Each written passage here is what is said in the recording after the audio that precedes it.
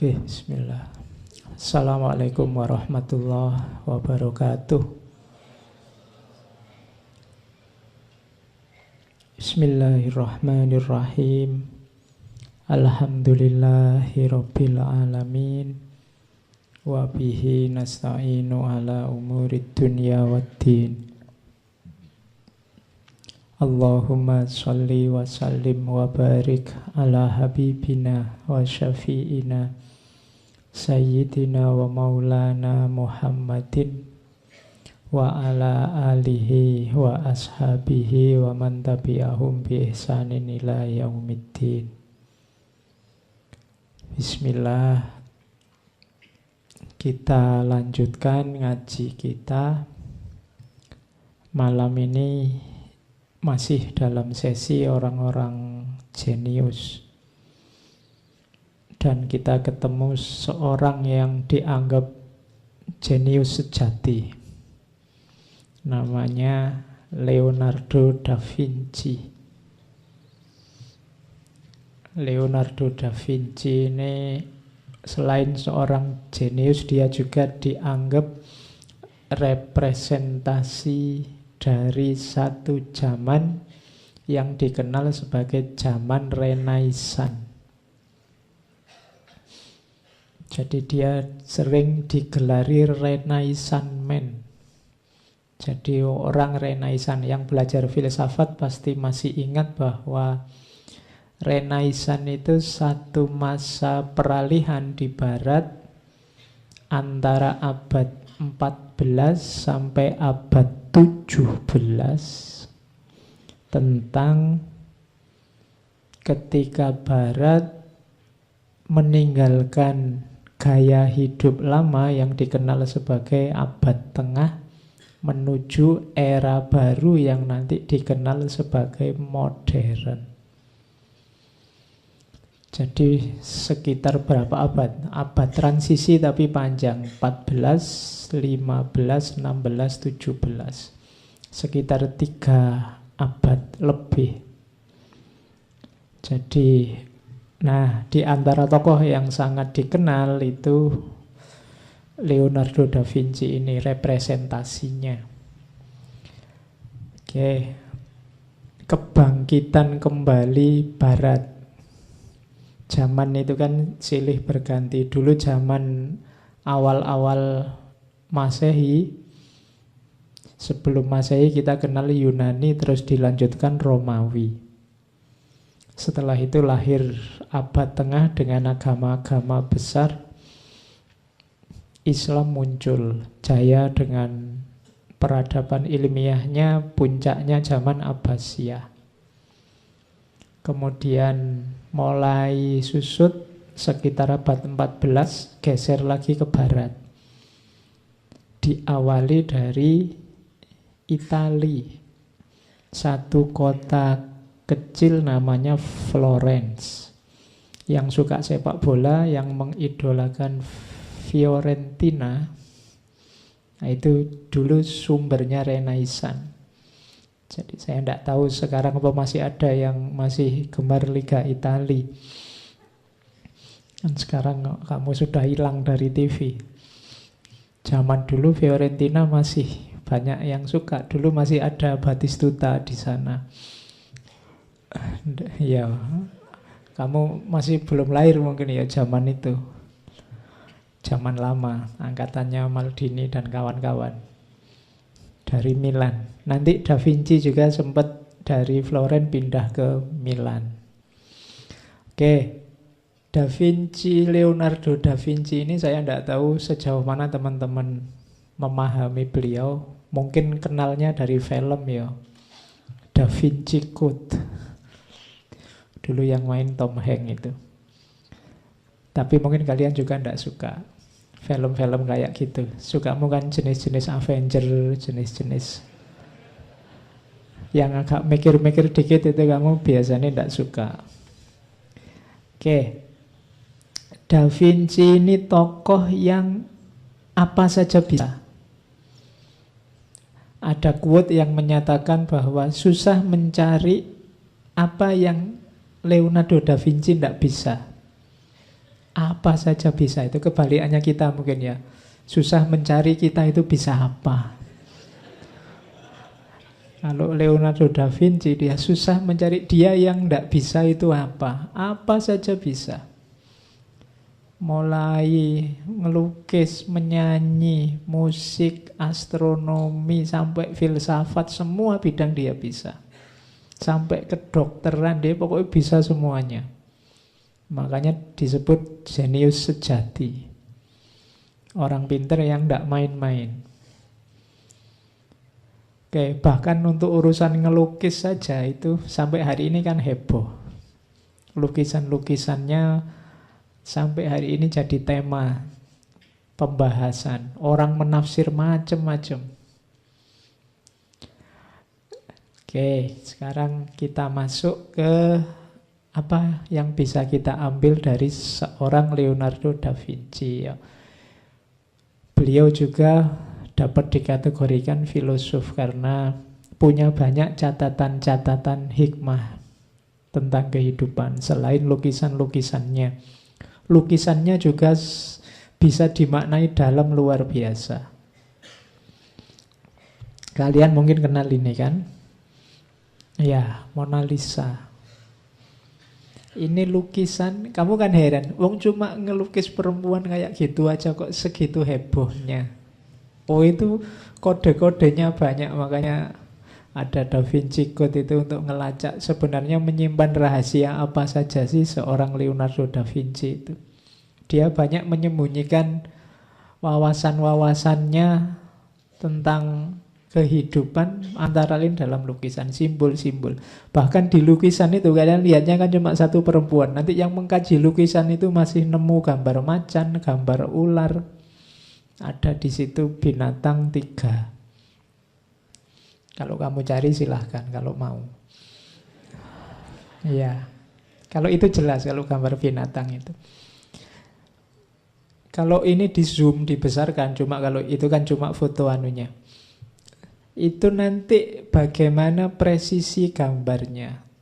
Leonardo da Vinci itu dikenal sebelum gambar orang, dia itu membedah mayat, membedah orang. Dia ingin ngecek konstruksi ototnya, konstruksi kulitnya, sehingga gambarnya bisa presisi.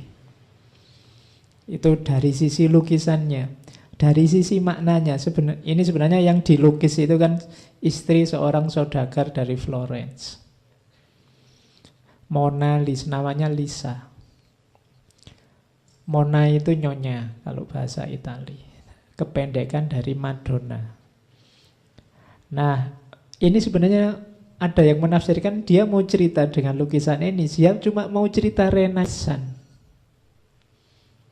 Renaissance itu kan temanya 4. Humanisme, individualisme, sekularisme, dan naturalisme.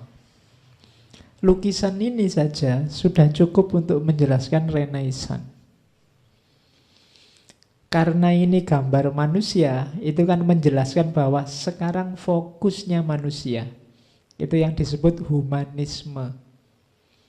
Ciri modern awal itu humanisme. Kenapa kok digembar-gemborkan humanisme? Karena zaman sebelumnya orang sibuk dengan agama. Zaman itu dikenal era teosentris. Apa-apa serba Tuhan, apa maunya Tuhan, apa maunya agama, sehingga zaman itu di barat agama jadi sangat mengungkung. Agama jadi sangat membelenggu, sangat memenjara. Di situ nanti lahir pemberontakan, lahir modernisme. Jadi kesumpekan-kesumpekan karena agama terus memicu lahirnya modern. Kalau dilihat dari situ saya tidak tahu Indonesia ini sudah modern apa belum. Kalau cirinya modern ternyata gugatan pemberontakan terhadap kungkungan agama. Dulu di barat apa-apa agama. Yo agama zaman itu yo gereja. Nah, kalau sekarang ada gejala kok apa-apa agama, jangan-jangan zamannya sedang balik. Atau kita memang sejak dulu belum modern. Oke, nah lukisan ini mau cerita pertama apa? Humanisme. Jadi fokus sekarang pada manusia. Yang kedua, individualisme. Gambarnya kan sendirian. Kok enggak sama suaminya? Nah, itu kan pesannya apa? Individualisme. Manusia, setiap jiwa, setiap orang itu punya jati diri, punya keunikan sendiri. Silahkan berkembang sejauh mungkin yang kamu mau. Jangan mau disetir-setir, diatur-atur orang. Engkau sendiri yang menentukan nasibmu. Itu pesan kedua, individualisme. Pesan ketiga dari lukisan ini apa? Sekularisme. Ketika orang memisah agama dengan dunia. Sekulernya di mana? Kamu ceklah hampir semua lukisannya Leonardo da Vinci temanya agama.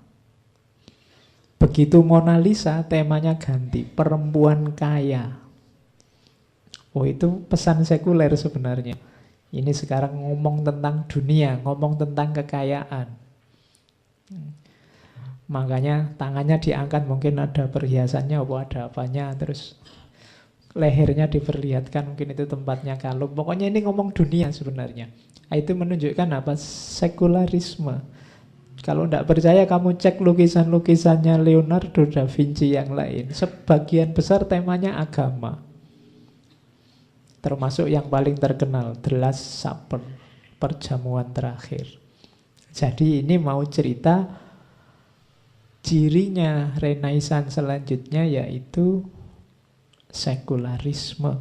Ngomong dunia sekarang. Sudahlah, yang akhirat dibahas di masjid saja. Kita malah di masjid ngomong dunia juga. Lebih menang daripada itu. Nah, yang terakhir apa? Naturalisme.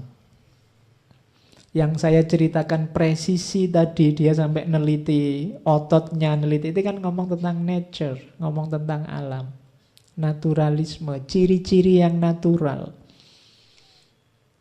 Jadi Renaissance itu cirinya 4, humanisme, kemudian yang kedua individualisme, yang ketiga sekularisme, yang keempat naturalisme. Lu cerita 4 hal ini lo. Kalau buku jadi tebal luar biasa. Leonardo da Vinci cukup gambar 1 ini selesai. Untuk menjelaskan situasi yang kita kenal sebagai Renaissance. Itu belum orang-orang yang setuju dengan teori-teori konspirasi. Itu bisa diteliti. Itu kalau dibesarkan itu ada kode-kode macam-macam. Orang bisa menggaduk-gadukkan, oh ini tanda-tanda kiamat, oh ini simbol kapan. Orang bisa. Orang-orang itu kalau sudah seneng itu mesti disambungkan kemana-mana.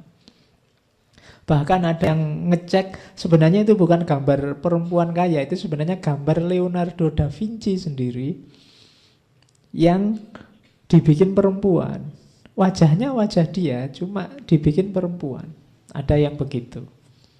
Jadi tafsirnya macam-macam. Tapi secara isme-isme, saya bilang tadi, sebenarnya lukisan itu simbol dari Renaissance.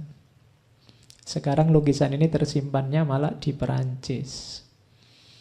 Pernah hilang juga. Jadi ini ceritanya panjang lukisan ini, sejarahnya macam-macam. Ini habis dilukis nggak langsung diberikan ke yang punya oleh Leonardo, memang disimpan buat dirinya. Oke, jadi itu contoh kejeniusan seorang Leonardo da Vinci di 1 lukisannya saja. Gambar ini mungkin kalian kenal. Nah, ini sebenarnya gambar potret dirinya sendiri, dan ini Leonardo gambarnya pakai kapur. Jadi cuma coretan-coretan dengan kapur biasa. Kalau kamu ada papan iseng coretan kapur ya, kayak kamu sekolah zaman dulu kan pakai kapur. Yang gurunya habis menjelaskan terus tepuk tangan itu loh, karena banyak debunya bekasnya kapur. Ini gambarnya pakai kapur, tapi kan terus jadi populer luar biasa gambar ini, kapur merah. Ya, ini potret dirinya Leonardo da Vinci. Itu kalau ndak ahli susah loh, sebenarnya coretan-coretan kecil aja. Antara coretan dan ruang kosong gabung jadi 1, rasanya kamu bisa langsung lihat wajah yang luar biasa. Imajinasimu langsung main. Ini kamu nyontoh sampai puyeng tidak akan bisa niru. Kecuali pakai komputer kamu copy paste. Ya, jadi itu contoh kejeniusannya. Termasuk ini wallpaper komputer zaman dulu kan akrab dengan gambar ini. Ini namanya Vitruvian Man. Ini gambar tentang anatomi manusia yang plek, yang pas, sangat presisi, sangat luar biasa. Kenapa Vitruvian Man? Karena inspirasinya dari seorang arsitek dari Yunani kuno namanya Vitruvius. Terus dikembangkan oleh Leonardo da Vinci, tadi gambar ini. Gambar laki-laki yang begagah, tangannya mekar. Kamu jangan lihat tengahnya saja. Lihat yang lain, harus cepat-cepat ganti. Oke. Kalau ini The Last Supper, kalian kenal lah ya. Ini lukisan di gereja. Sekarang katanya agak rusak lukisan ini. Tentang perjamuan terakhir Yesus dan 12 rasul-rasulnya di malam ketika Yesus akan dieksekusi. Di situ kepribadian rasul kalau sana menyebutnya rasul-rasulnya yang 12 itu tampak. Termasuk tentang Yudas, itu nomor 3 dari kiri itu. Oke, ini contoh-contoh ya monumentalnya karya seorang Leonardo da Vinci. Sekarang kita masuk ke materi. Oke, itu kalimatnya salah. Itu kalimatnya bukan saya, tapi Freud. Ngopi pastanya keliru. Ini ya. Loh kan yang ngomong saya. Meskipun itu pinjam kalimatnya Freud. Katanya Freud, Leonardo da Vinci was like a man who awoke too early in the darkness while others were all still asleep. Leonardo da Vinci itu seperti orang yang bangunnya terlalu awal dalam kegelapan, sementara orang-orang yang lain masih tidur. Jadi justru sangat banyak orang menghargai karyanya itu sekarang. Kalau zaman dulu mungkin masih beberapa karyanya hanya dianggap mimpi, hanya dianggap omong kosong, hanya dianggap gurauan. Banyak orang mengagumi, wah luar biasa orang ini, itu justru sekarang. Makanya kalian juga begitu, ndak usah mikir pujian, ndak usah mikir viral atau ndak viral. Kalau memang kamu punya karya dan ingin berkarya, berkaryalah. Mungkin masyarakat hari ini ndak menanggapimu, menganggapmu alah anak kemarin sore, ndak apa-apa.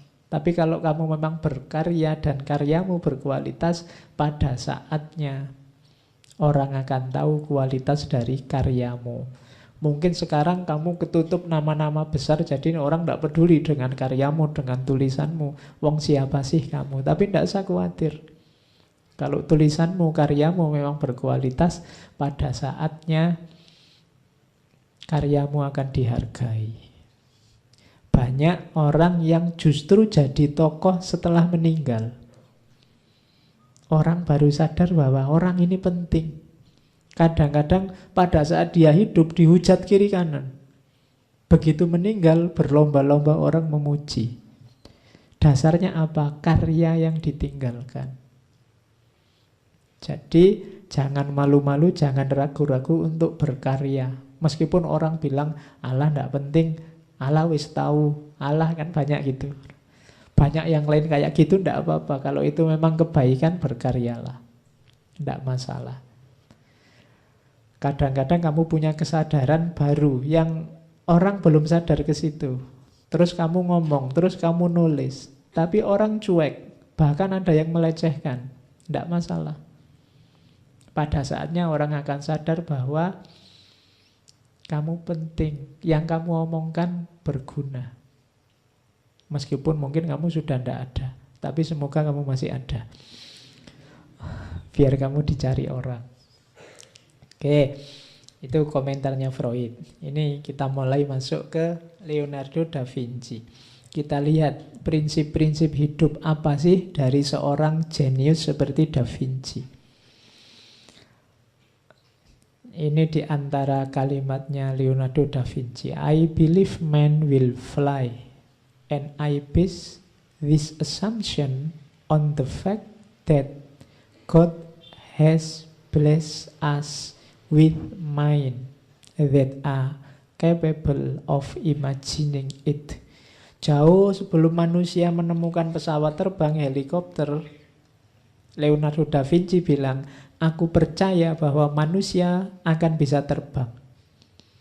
Dan aku dasarkan pandangan ini pada fakta bahwa manusia telah memberi kita, menganugerahi Allah, Tuhan menganugerahi kita dengan pikiran, dengan akal yang bisa membayangkannya.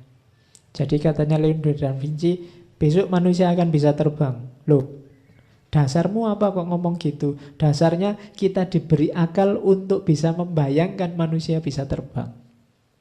Berarti besok manusia bisa terbang. Oh, itu sangat percaya diri. Jadi silahkan kamu bermimpi, besok saya akan jadi presiden. Besok saya akan bisa membuat apa, saya akan bisa melakukan apa, tidak apa-apa.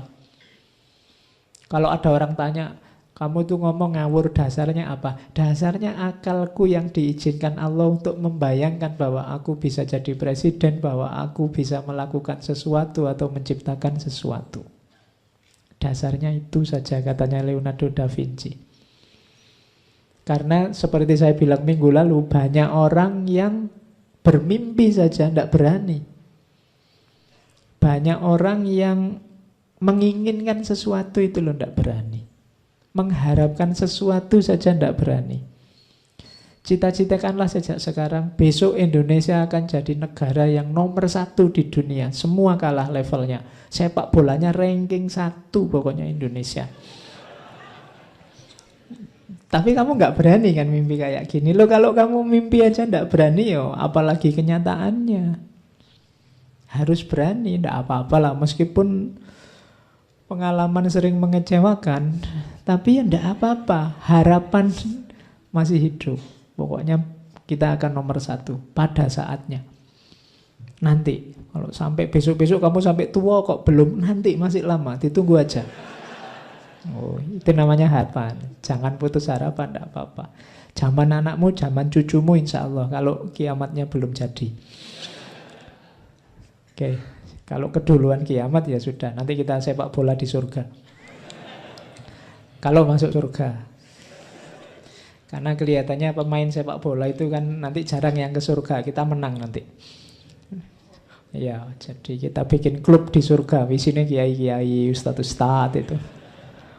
Okay, anything that can be dreamed of will eventually be built. Anyone who says otherwise is fool. Katanya Leonardo da Vinci, apapun yang bisa dimimpikan, dibayangkan, pada saatnya akan bisa diwujudkan. Dan siapapun yang menyatakan sebaliknya, dia orang bodoh. Semua temuan besar itu sumbernya awalnya mimpi. Gimana ya caranya aku bisa bepergian jauh, ndak capek, ndak lama. Loh, itu kan terus muncul ide-ide, temuan-temuan, alat-alat transportasi. Kita bisa kemana-mana. Diawali dari bikin kereta, terus jadi mobil, nyeberang ndak bisa, ya lahir kapal. Kapal masih terlalu lama, lahir pesawat. Awalnya hanya mimpi. Dulu bayanganmu yang bisa nyebrang sungai, di atas air bisa jalan, bayanganmu kan cuma wali-wali. Kamu kan pengen, wah kayak wali itu ya, jalan di atas air. Sekarang nggak perlu wali, kamu bisa naik kapal, kamu bisa naik perahu. Yang bisa terbang, kayak ceritanya Robi'ah sama Hasan Basri itu kan terbang, sholat di atas kan. Loh, kalau kamu naik pesawat, sholatnya malah di atas awan. Tidak usah nunggu jadi wali. Itulah teknologi. Dulu orang mimpi-mimpi. Kalau tidak dimimpikan, tidak ada keinginan untuk mewujudkan. Kalau nggak diharapkan, tidak akan lahir usaha. Karena kamu punya harapan, maka kamu bersemangat mewujudkan. Kalau bermimpi dan mengharap saja tidak bisa, ya tidak mungkin kamu berusaha untuk mewujudkan. Kalau di awal kamu sudah tidak bisa, Pak, tidak mungkin, Pak. Apa iya, Pak, mungkin begitu? Ya wes, kamu mesti tidak gerak. Tapi kalau kamu berharap, ya kamu punya semangat untuk mewujudkan. Kalau harapannya saja tidak ada, ya sudah. Apa mungkin, Pak, saya lulus cepat? Ya kalau harapan aja tidak, ya mesti kamu tidak lulus cepat. Kamu sendiri tidak ingin mewujudkan karena kamu tidak berharap. Apa mungkin saya bisa punya suami cakep atau istri cantik? Kamu sendiri bilang gitu ya berarti tidak. Karena kamu sendiri ya kalau ada yang cakep maka kamu tidak berani ngejar kan. Ah, tidak mungkin mau sama aku, ya sudah. Gitu loh. Kamu harusnya pakai kalkulasi yang agak matematika. Ya tidak apa-apa, diserang aja, kalau ditolak ya nasib. Kalau diterima untung. Tapi karena kamu tidak ada harapan, kamu kan tidak bergerak. Jadi sebesar Leonardo da Vinci pertama-tama berani bermimpi, berani berharap. Kalau kamu sudah putus asa, kalau kamu sudah matok harapan saja tidak berani, ya tidak akan gerak. Indonesia ini sudah rusak, Pak, sudah hancur, tidak mungkin lagi bangkit. Ya kamu akan hidup dengan logika ini. Pak, orang Indonesia itu sudah tidak karu-karuan, sudah. Ya sudah, kamu akan hidup dengan logika ini. Ketika kamu hopeless, tidak ada harapan, ya usaha tidak akan lahir. Kalau tidak ada usaha, ya perkembangan tidak mungkin terjadi. Jadi logikanya dari situ. Oke, nah itu beberapa saya contohkan itu kan. Bagaimana itu temuan-temuan dari Leonardo da Vinci. Senjata mesin, kapal selam, itu semua gagasan idenya dari Leonardo da Vinci. Kulkas, gagasan awalnya dari Leonardo da Vinci. Meskipun ya tidak langsung ujuk-ujuk dia bikin kulkas 2 pintu kayak hari ini. Parasut, gagasan tentang evolusi manusia. Tenaga matahari, kalkulator, teleskop, robot, itu semua ada dirancang sudah oleh Leonardo da Vinci, kayak gambar-gambar di belakang itu. Termasuk yang kecil-kecil, gunting, lensa kontak, kemudian buku anatomi manusia pertama itu yang bikin Leonardo da Vinci. Saking pinter Leonardo da Vinci, coba kamu lihat deretan kayak tulisan itu, kamu kan mesti susah membacanya. Karena Leonardo da Vinci kalau nulis selalu dari belakang ke depan. Itu kan kayak tulisan Jawa itu. Dia kalau nulis dari belakang ke depan. Kalau kamu kan misalnya dari kiri ke kanan, atau dia dibalik dari kanan ke kiri. Bukan bahasa Arab loh ya. Ya, jadi ya tetap dengan bahasanya dia tapi dari kanan ke kiri. Kamu coba nulis namamu saja dari kanan ke kiri, kamu mesti lama pontang-panting. Tapi Leonardo da Vinci gitu. Jadi model cermin kalau dia nulis. Kamu boleh latihan biar dianggap cerdas. Ya, kalau dia tidak susah payah, dia langsung jalan nulis dari kanan ke kiri. Oke. Jadi itu ya di antara bukti kejeniusan seorang Leonardo da Vinci. Jadi kreativitas seorang yang asli jenius, itu belum tentang musik, belum tentang macam-macam. Terus ya kalau ini yang tentang lukisan ya, ada banyak kalimat quotes dari seorang Da Vinci tentang lukisan. Dia membandingkan lukisan dengan puisi. Lukisan adalah puisi yang diam, dan puisi adalah lukisan yang buta. Lukisan adalah puisi yang terlihat tapi tidak terdengar. Puisi adalah lukisan yang terdengar tapi tidak terlihat. Dua-duanya setara. Da Vinci ini dikenal sebagai tokoh yang mampu memadukan tiga hal: filsafat, ilmu pengetahuan, dan seni. Apapun karya Da Vinci, kamu tidak bisa hanya melihat tampilannya, tapi sekaligus dia akan menggugah pikiranmu untuk menafsir. Kamu lihat gambarnya Mona Lisa, itu nanti kepalamu bunyi macam-macam. Tidak sekedar lihat gambar, oh perempuan cantik, selesai. Tidak. Membunyikannya beda-beda, sesuai kapasitasmu masing-masing. Jadi melihat gambar kayak melihat puisi, kayak seperti ada yang dikatakan. Sementara puisi seperti ada yang digambarkan. Ketika kamu baca puisi, muncul gambaran-gambaran di kepalamu. Jadi katanya Da Vinci, puisi itu kayak lukisan, meskipun tidak ada gambarnya. Lukisan itu seperti puisi, meskipun tidak ada suaranya. Dan puisi dan lukisan itu luar biasa. Kamu mungkin nulis agak susah, mengekspresikan keinginanmu dalam tulisan utuh agak susah, tapi kalau dalam puisi mungkin lebih mudah. Atau dalam lukisan, kan ada lukisan itu coraknya ekspresionis. Entah kamu nyoret apa, yang penting mengekspresikan jiwamu, keinginanmu, gagasanmu, itu bisa. Itu coret-coret itu kadang mana yang tebal, mana yang tipis, nah ekspresionis kan gitu. Jadi kalau tidak percaya kamu coba, kalau kamu sedang sumpek, stres, kamu sedang marah atau sedang sangat senang, ngelukis, bikin coretan-coretan. Tidak usah dipikir nanti jadinya gambar apa. Ya insya Allah jelek lah kalau dilihat secara itu. Tapi itu luapan jiwa, itu lebih otentik. Ya, kamu coba. Atau puisi, kalau tidak lukisan ya puisi.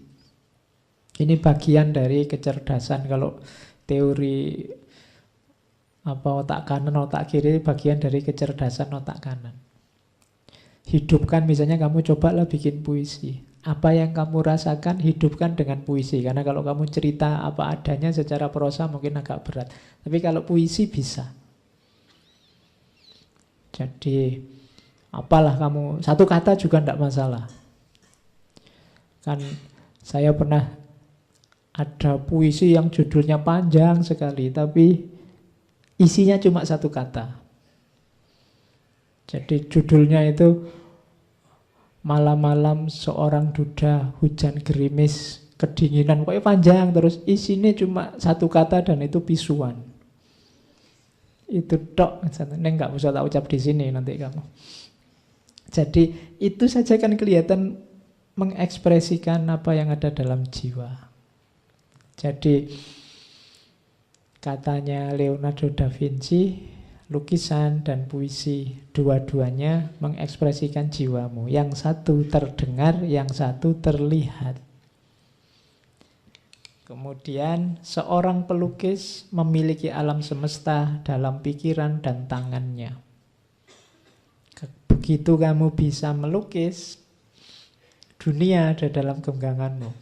Kamu pingin apa? Bisa kamu wujudkan lewat tanganmu. Kalau kamu pintar melukis.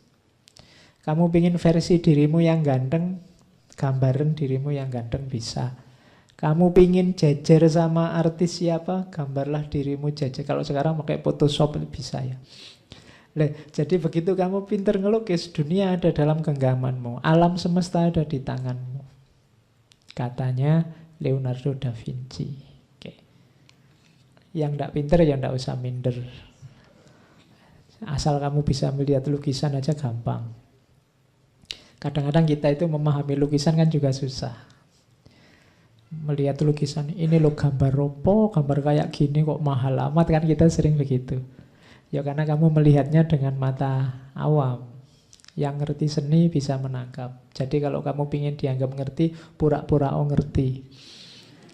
Wah, luar biasa lukisan ini. Dikira-kira ini menunjukkan harus apa-apa ngono. Oke. Terus Seorang pelukis hanya akan melahirkan lukisan yang bernilai rendah kalau ia menjadikan karya orang lain sebagai ukurannya. Jadi kalau ini nasihatnya Leonardo da Vinci, jadilah otentik. Tidak masalah, tidak sesuai dengan, tidak cocok sama karya orang yang luar biasa. Kamu tidak harus jiplak. Kalau tulisan ya jangan plagiat. Otentiklah jadi dirimu. Berkaryalah versimu. Sebagus apapun karyamu, kalau hanya niru, apalagi jiplak, levelnya pasti di bawah yang kamu tiru. Tidak mungkin kamu besar dengan itu. Dapat keuntungan mungkin iya, kalau tidak ketahuan. Tapi namamu tidak akan besar dengan itu. Bahkan ada kemungkinan namamu akan hancur gara-gara itu. Jadi jangan jadi peniru. Jadilah yang original, yang otentik, versimu sendiri. Itu nasihatnya Leonardo da Vinci. Oke, nasihat pertama itu. Nasihat kedua, seorang pelukis yang menggambar hanya dengan tangan dan mata, tanpa pikiran, itu seperti satu cermin yang meniru apapun yang diletakkan di hadapannya tanpa menyadari eksistensi barang itu. Jadi ini menurut Leonardo da Vinci, melukis itu tidak cuma keterampilan tangan atau keterampilan mata, tapi juga pikiran harus ikut main. Di situ nanti antara lain letaknya originalitas tadi. Kalau pikiran tidak main, ya hasilnya cuma niru, termasuk niru objeknya. Kalau gambar orang persis orang, itu tidak luar biasa. Makanya kemarin waktu kita filsafat seninya Ismail Farabi yang seni tauhid kan itu. Di mana ciri otentiknya seni Islam? Seni Islam itu tidak senang dengan jiplakan. Kalau hanya persis gitu ya, ngapain kamu ngelukis, gambar, capek, difoto aja selesai. Justru otentiknya lukisan itu kalau ada imajinasi dan akalmu bermain. Jadi kuncinya di situ. Oke. Terus, kalau ini tentang seni. Katanya Leonardo, kalimat pertama itu, prinsip pengembangan pikiran secara penuh dua. Belajarlah ilmu seni dan belajarlah seni ilmu. Jadi ilmunya seni dan seninya ilmu. Ini penting. Ilmunya seni itu apa? Ya hidupmu biar tidak kaku, biar luwes, biar lentur, harus sedikit-sedikit ngerti seni. Tidak masalah kamu punya selera musik apa, kamu punya selera seni apa, punyalah itu. Karena di antara yang melembutkan jiwa itu seni. Kalau kamu tidak ngerti sama sekali atau tidak minat sama sekali dengan seni, biasanya hidupmu agak kaku, tidak lentur, tidak fleksibel. Jadi untuk dirimu jadi penuh, katanya Leonardo da Vinci, kuasailah ilmu seni. Yang kedua apa? Seninya ilmu. Seninya ilmu itu seninya orang cari ilmu, seninya jalan keilmuan. Jadi ini juga penting, karena yang cenderung kaku biasanya kan ilmu. Pengetahuan itu kan kaku. Agar menarik apa? Pertemukan dengan seni. Kalau sekedar kamu nasihati orang, itu gampang. Kamu tinggal menghafalkan ayat-ayat bagus, kamu tinggal menghafalkan quote-quote luar biasa, terus disampaikan ke orang mudah. Tapi kalau ingin lebih menarik, tautkan itu dengan seni. Mungkin kamu tidak cuma menasihati, tapi nyanyi misalnya. Sambil nyanyi, sambil kamu sampaikan. Oh, itu mungkin orang lebih tertarik. Mungkin sambil gambar, Saya tidak tahu apa ada ya ustadz yang ceramah sambil gambar gitu. Ini saudara-saudara. Loh itu yang menarik juga. Jangan sampai kita masuk neraka terus gambar neraka. Kayak di komik-komik zaman dulu kan ada itu gambarnya orang disiksa di neraka. Oh itu unik juga media dakwah yang khas. Jadi ngerti seninya ilmu dan ilmunya seni. Otak kananmu harus hidup. Kadang-kadang ketika seni terlibat, pesannya sederhana, tapi lebih menyentuh. Dibandingkan yang pesannya luar biasa, kalau ditulis bisa berjilid-jilid, tapi tidak menyentuh. Orang yang ngertinya, iyalah manduk-manduk, tapi ya biasa aja. Oke, manduk-manduk itu kan tanda dia sudah paham. Berarti tidak luar biasa. Orang sudah paham itu sebelumnya memang dia sudah ngerti, terus diulang orang lain, oh iya kan gitu. Justru lebih dahsyat kalau kamu ngomong yang dengerin geleng-geleng. Itu orang, itu antara kagum sama ya, geleng-geleng itu sama kayak gitu kok diomongkan misalnya. Dan kagum. Jadi geleng-geleng itu perlu ditelusuri. Tapi kalau hanya mengangguk-angguk, kamu ngomong ke orang mengangguk-angguk, itu biasanya yang kamu ngomongkan standar-standar. Tapi kalau orang geleng-geleng, wah itu antara kagum sama melecehkan. Alah kayak gitu. Kayak gitu kok disampaikan. Oke. Jadi ilmunya seni dan seninya ilmu. Kembangkan panca indramu. Khususnya bagaimana untuk mengamati. Sadari bahwa segala sesuatu berhubungan dengan segala hal yang lain.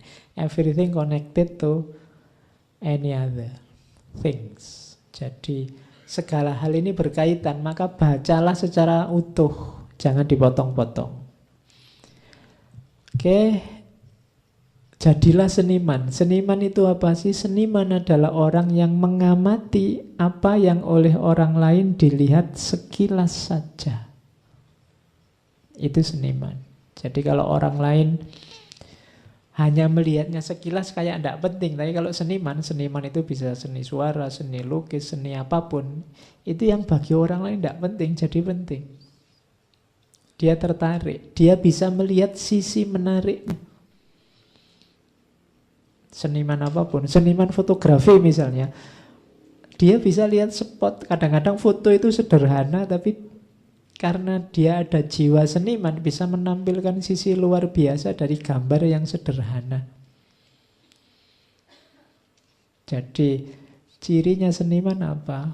Bisa menemukan hal menarik dari hal yang biasa-biasa saja oleh orang lain. Oke, ya nanti kamu uji kesenimananmu. Sejauh mana hal yang menurut orang biasa-biasa, kamu bisa menunjukkan sisi menariknya di mana.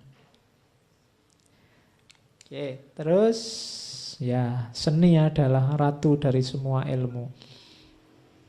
Kalau ini biasa promosi karena beliau kan ya seniman.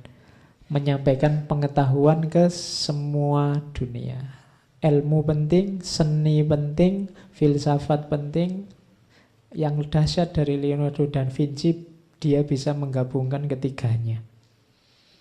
Dan sama kayak tokoh-tokoh jenius sebelumnya, engkau menjadi seniman kalau punya rasa curiosity, rasa ingin tahu.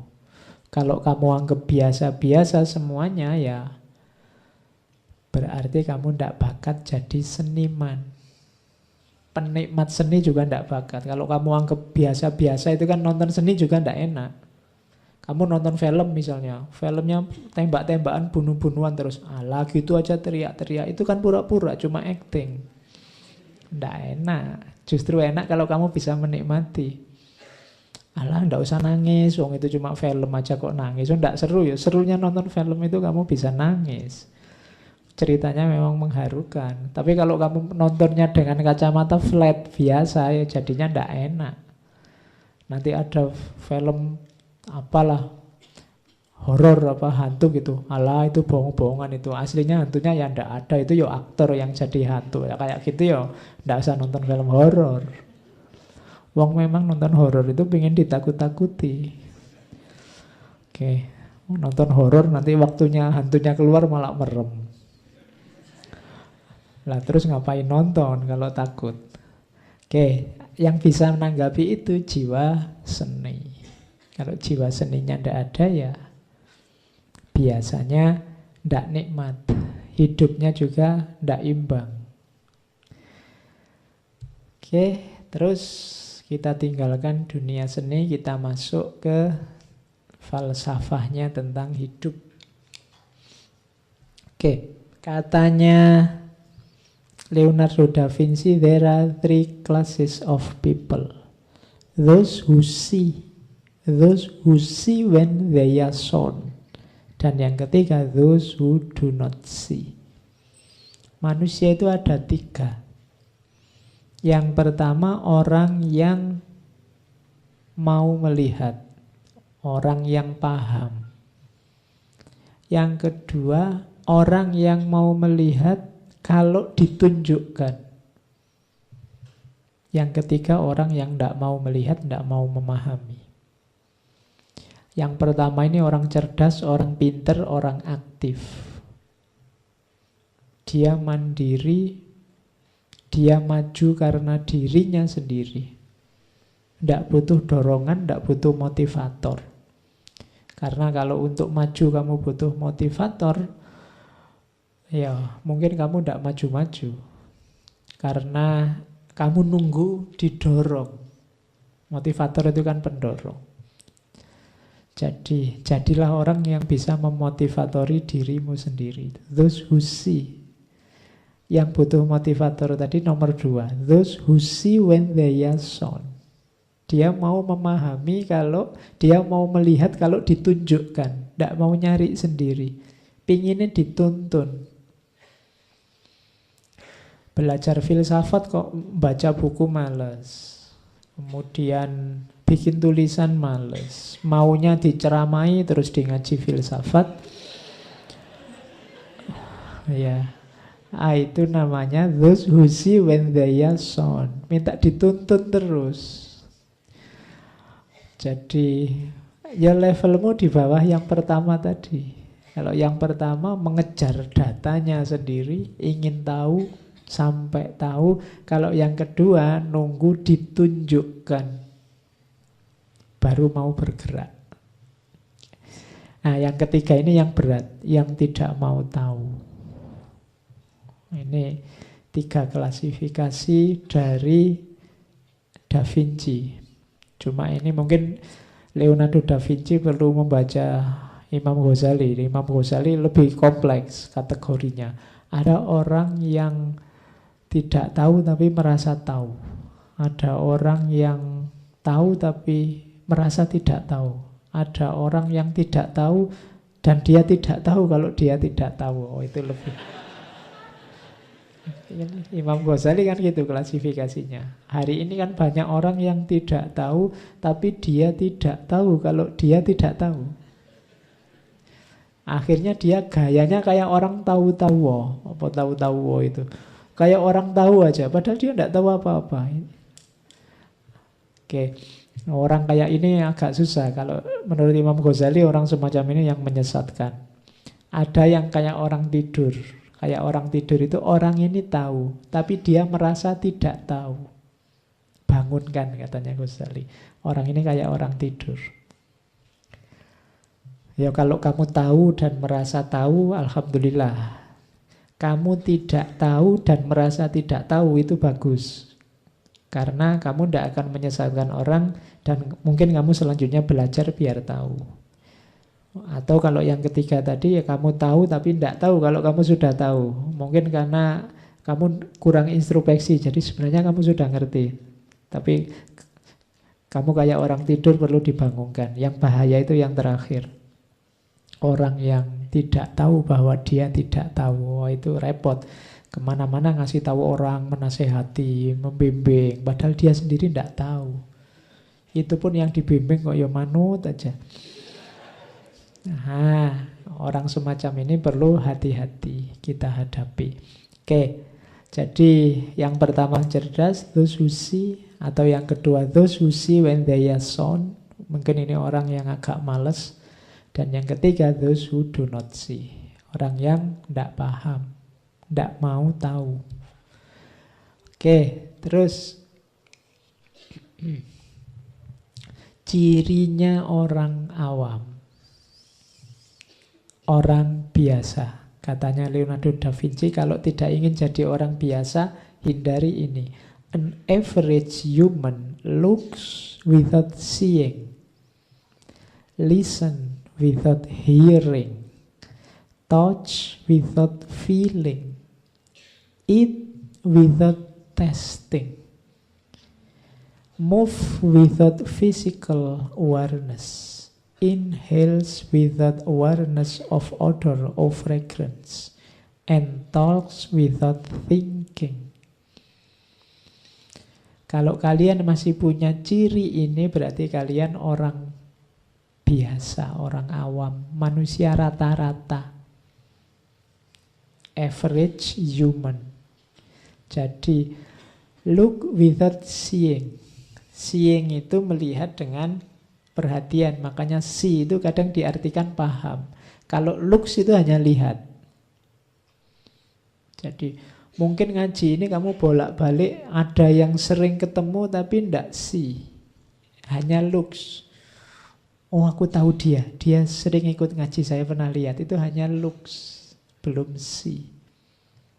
Jadi orang biasa itu hanya looks biasanya, hanya lihat, tapi dia tidak paham, hanya tahu.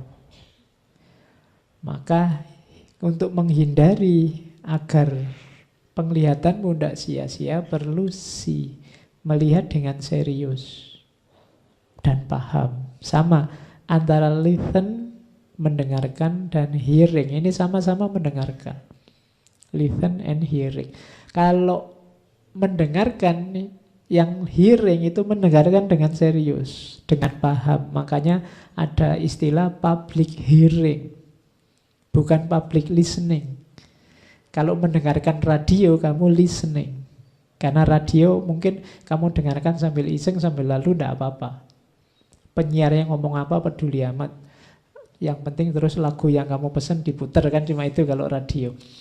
Bukan hearing. Kalau hearing itu mendengarkan dengan atentif, dengan perhatian, serius. Oke. Jadi misalnya saya ngomong ini, kalau kamu hanya listening, ya paling kamu setengah-setengah ngantuk. Itu Pak Faiz ngomong apa di depan, itu hanya listening. Tapi kalau hearing, kamu mengejar pemahaman. Kira-kira yang diinginkan Pak Faiz itu apa toh? Nah, itu ada hearingnya. Kok kamu mendengarkan rekamannya ngaji terus segera ngantuk, itu berarti kamu listening, belum hearing. Kalau hearing mungkin kamu tidak mau mendengarkan ngaji sebelum tidur, karena nggak jadi tidur, tidak mikir. Nah, tidak apa-apa, ngaji ini mau kamu listening, kamu mau hearing, ya monggo lah. Ya seandainya hanya untuk sebelum tidur terus kamu ketiduran, kan alhamdulillah. Berarti ngaji ini punya daya pengobatan terhadap insomnia. Jadi membuatmu terlena dan tidur. Oh, itu luar biasa. Bisa semacam itu tidak sembarangan. Kadang-kadang orang itu dengerin suaramu, kalau dia mau tidur kan kamu malah diusir-usir, jangan berisik. Nah, itu jadi pengantar tidur, berarti luar biasa. Oke, move without physical awareness. Bergerak tanpa kesadaran. Kalau kita orang biasa, katanya Leonardo da Vinci, kalau gerak itu tidak pakai mikir. Geraknya banyak isengnya daripada seriusnya. Kamu perhatikan sehari-hari gerakmu setiap hari itu. Kira-kira mana yang iseng, mana yang serius. Banyak yang otomatis saja. Kadang-kadang bangun tidur terus tanganmu pegang, dapat HP, terus buka HP. Padahal kamu tidak pernah mikir, ini bangun tidur aku butuh HP apa enggak ya. Otomatis saja begitu. Nah, itu berarti without physical awareness, tanpa kesadaran. Apalagi yang iseng-iseng itu. Kalau ndak iseng gatel, ngisengin temennya tiap hari. Kalau ndak ngisengin ndak enak, ndak sadar, tanpa physical awareness. Apa sih untungnya? Apa sih manfaatnya? Apa sih gunanya? Habis ini aku mau ngapain? Kalau aku begitu terus manfaatnya apa? Ini yang membuat dari 100% hidup kita mungkin tidak ada 60%-nya aktivitas kita yang asli bermanfaat. Kenapa? Karena kita bergerak without physical awareness.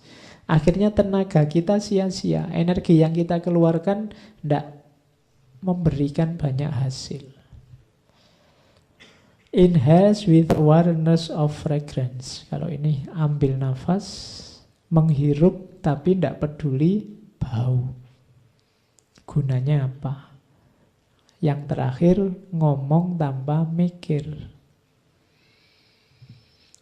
Kalau ini tidak perlu saya jelaskan. Bukan apa-apa karena kalian sudah pengalaman. Karena tiap hari kan ngomong tanpa mikir. Oh, kalau mikir dulu saya tidak jadi ngomong. Mending karena mikir kamu tidak jadi ngomong daripada kamu terlalu banyak ngomong lupa mikir. Oke. Terus ini saya potong-potong. Banyak sekali di tulisannya Leonardo da Vinci itu yang pakai kalimat he who. He who itu dia yang kata sambung ya, bukan yang singkatan dari sayang. Nanti dia yang kamu artikan dia yang. He who possess most must be most afraid of loss. Oh, itu pelajaran luar biasa dari Leonardo da Vinci. Ia yang punya paling banyak biasanya punya rasa takut kehilangan paling besar. Kalau ini sederhana sebenarnya. Kalau yang kamu miliki banyak, takut kehilanganmu pasti lebih besar. Ini nasihat buat kita. Hidup kita jangan tergantung pada kepemilikan. Kalau hidupmu tergantung pada kepemilikan, maka hidupmu akan diwarnai oleh rasa takut kehilangan. Jadi, kita kan sering menghubungkan diri kita dengan sesuatu di luar diri kita dengan kata-kata memiliki atau kata-kata punya. Aku sekarang punya pacar loh. Itu alamat kamu akan berhadapan dengan ketakutan kehilangan pacar. Yang tidak punya pacar, tidak punya ketakutan kehilangan pacar. Ya. Salahnya di mana? Salahnya di relasi yang kamu sambungkan dengan pacarmu tadi loh. Salahmu sendiri pakai kata-kata punya. Pakai kata-kata memiliki. Wong sudah bolak-balik dibilangin pacaran itu tidak mesti memiliki. Kamu masih memiliki terus. Ya, kalau memiliki kamu akan berhadapan dengan monster yang namanya kehilangan. Ya. Oke ya. Ya tergantung strategimu lah gimana caranya kalimatnya biar tidak punya atau memiliki. Aku sekarang apa ya? Yang tidak punya gitu loh. Aku sekarang ada pacarnya loh. Ada pacarnya.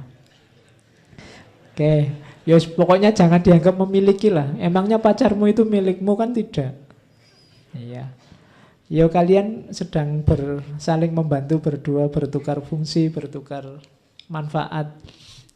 Tapi jangan poses. Harta juga begitu. Aku sekarang punya laptop. Ini laptop milikku loh. Ya sudah, kamu akan berhadapan dengan pada saatnya kamu akan kehilangan laptopmu. Oke, sehingga kalau laptopmu error, rusak, kamu sedihnya luar biasa karena ini kemarin milikmu. Itu yang agama menasihati kita, wanti-wanti jangan tergantung apapun selain Allah. Karena pasti kamu akan takut dan akhirnya kecewa. Karena semua yang selain Allah pasti akan meninggalkanmu. Jenisnya apapun.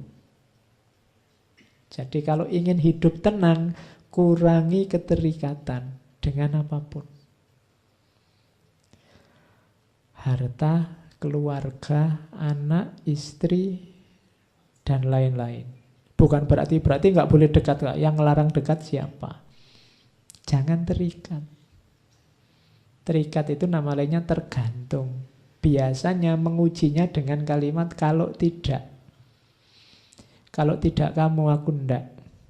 Kalau tidak ada kamu, hidupnya gelap. Kalau tidak laptop ini, aku ndak bisa kerja. Kalau ndak ngerokok, pikiranku bunek. Itu ciri-ciri ketergantungan. Begitu ada kata-kata kalau tidak, berarti kamu tergantung. Ada proses di situ dan punya potensi kamu kecewa dan kehilangan. Kecewa, kehilangan, rasa takut, kumpul semua di situ. Dinasehati oleh Leonardo da Vinci, he who possess most must be most afraid of loss. Maka yang paling gelisah dengan kehilangan, kalau harta ya orang kaya. Orang yang lebih kaya dia lebih takut kehilangan. Sementara yang lebih tidak punya apa-apa, takutnya lebih sedikit, mau takut kehilangan apa, mau tidak punya apa-apa. Ya. Logikanya sesederhana itu. Makanya jangan mudah tergantung. Terus yang kedua ini, he who think little errs much. Ini kebalikannya. Selama ini kan kamu merasa bahwa kalau banyak mikir banyak salahnya. Ndak, katanya Leonardo kebalik. Justru kalau kamu jarang mikir kamu akan sering salah. Kenapa? Kamu tidak terlatih berpikir.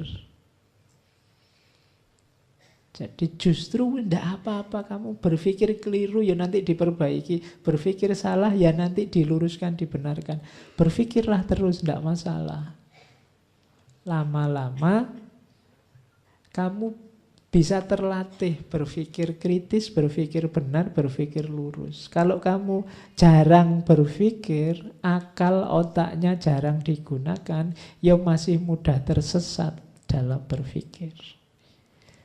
Jadi jangan takut berpikir.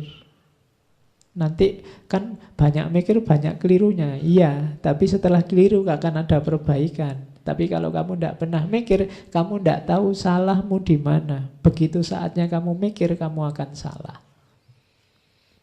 Jadi siapa yang berpikirnya sedikit, justru punya potensi salahnya besar.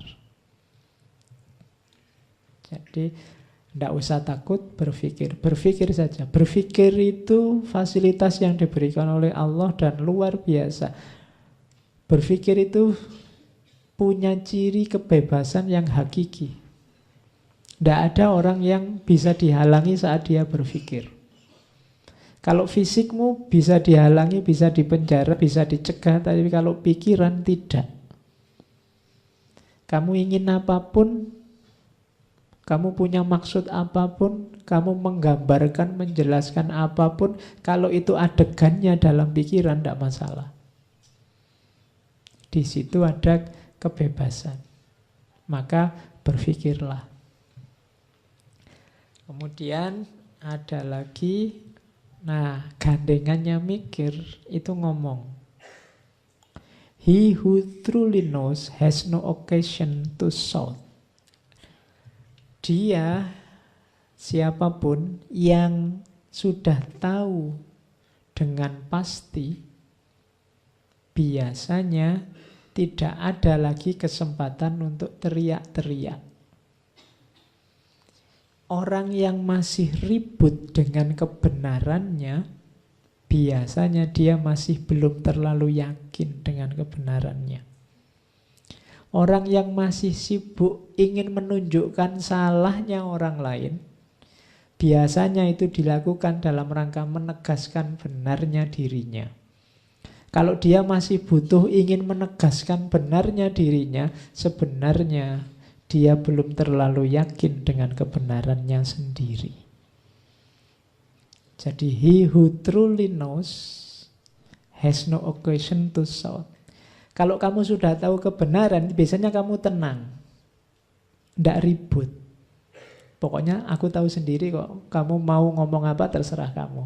Aku sudah ngerti yang sejati.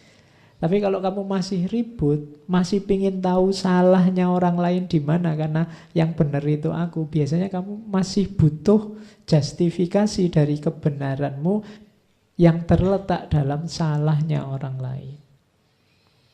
Nah ini kita harus hati-hati dengan kebenaran yang kita miliki. Karena kadang-kadang kita itu kan sibuk nyari kesalahan orang lain. Itu sebenarnya ciri bahwa kita belum terlalu yakin dengan kebenaran kita sendiri. Kalau kita sudah yakin mantap dengan kebenaran kita, biasanya kita tidak butuh lagi penjelasan bahwa orang lain lebih buruk, lebih salah dari kita. Bahwa orang lain yang keliru dan kita satu-satunya yang benar. Kalau sudah yakin ya sudah. Kamu yakin benar bahwa pilihanmu paling cocok, atau kamu yakin bahwa di kampung ini yang paling ganteng aku misalnya. Itu kamu kan sudah tenang. Tapi kalau kamu masih nyari, loh itu kan lebih jelek, itu kan lebih jelek. Itu menunjukkan kamu tidak terlalu yakin dengan kegantenganmu. Kami masih butuh untuk dijejer orangnya yang lebih jelek untuk menegaskan bahwa kamulah yang paling ganteng. Jadi, ini boleh kamu jadikan rumus bahwa yang masih ribut untuk mencari siapa yang salah, kemungkinan dia masih belum terlalu yakin dengan kebenarannya sendiri. Kalau dalam tradisi filsafat Islam, ilmu kalam ada istilah sukunun nafas. Sukunun nafas itu tenangnya jiwa. Jadi di antara parameternya kebenaran itu sukunun nafas. Kalau kamu sudah nyampe pada terminal kebenaran, jiwamu tenang. Sudah tahu aslinya, saya tenang sudah. Tapi kalau belum, masih mencari-cari justifikasi pembenaran, biasanya masih belum tahu. Terus yang panjang, he who does not go beyond his master is a poor pupil. Jadi siapa yang masih belum bisa melampaui gurunya, dia adalah murid yang jelek. Nah, ini Leonardo da Vinci loh ya. Berarti misimu sebenarnya adalah kamu harus lebih pintar, lebih cerdas, lebih luar biasa dibandingkan guru-gurumu. Kalau hanya sama, itu pun tetap dianggap kamu murid yang jelek. Kenapa bisa begitu? Loh, gurumu itu anak zamannya. Dia sampai dalam keilmuannya sebatas wawasan dinamika kehidupannya. Sementara hidup itu dinamis, maka wawasanmu harusnya nambahi wawasan gurumu sehingga kamu harusnya lebih luas dari gurumu. Itu menunjukkan gurumu sukses. Kalau hanya sama berarti kamu hanya mengcopy paste gagasan-gagasannya gurumu. Kamu harus lebih itu melampaui. Cuma kan kamu selalu bilang, apa yang mungkin Pak, saya bisa melampaui guruku. Ya kalau saya bilang tadi ya, kalau kamu sudah bilang begitu ya tidak mungkin sudah. Kamu mimpi aja tidak berani ya tidak mungkin. Mungkin. Kalau kamu tidak bisa melampaui gurumu, kenapa kok disebut murid yang jelek? Berarti kamu hanya mengulang, menghafalkan yang disampaikan oleh gurumu. Tidak bisa mengembangkan. Guru yang sukses adalah guru yang ilmunya mampu menginspirasi murid-muridnya.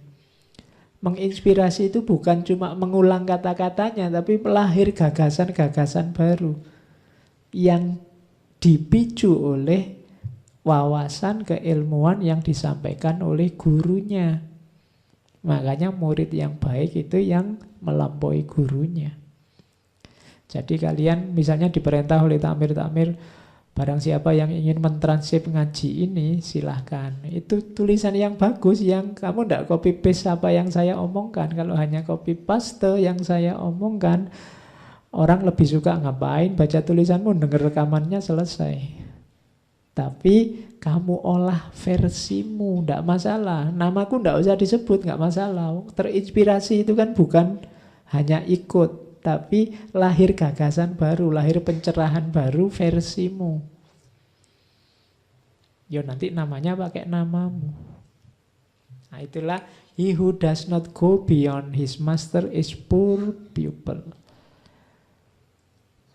Kalau yang ungu itu, he who does not value life does not deserve it. Orang yang tidak menghargai kehidupan tidak layak untuk hidup. Wong gak kamu hargai.